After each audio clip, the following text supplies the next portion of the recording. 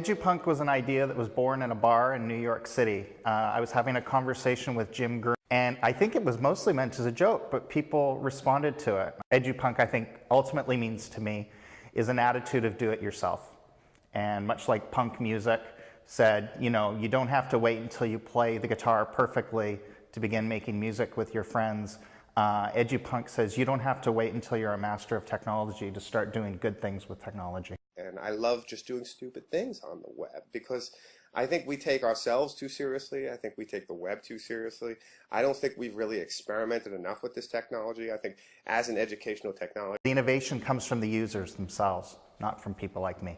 What open education is, which is generally work that is freely shareable, that incorporates work from others. I think reuse is very important to that, just as it is in a lot of remix culture. Teachers shut down the technology, they frighten parents, they tell kids again and again that what they learn outside of school doesn't belong in the school. And teachers have to remember every time they do that, they're also saying what I learned in the school has no relationship to all those other things you're doing outside. And one of the problems is kids devalue the learning that takes place in games and fan communities and online communities because their teachers and parents don't value it. I don't know if it needs be defined. Okay.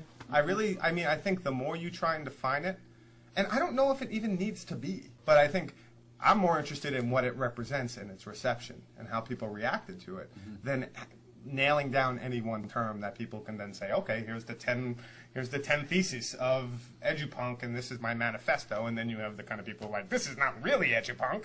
This is Edupunk. We're at a moment right now where the moral economy around media is completely broken. Media producers don't trust consumers, and consumers don't trust media producers. The struggles over copyright is the symptoms of a much larger breakdown of trust and emotional bonds between those two groups. One thing we've got to do is get away from a world where we imagine digital natives and digital immigrants, right?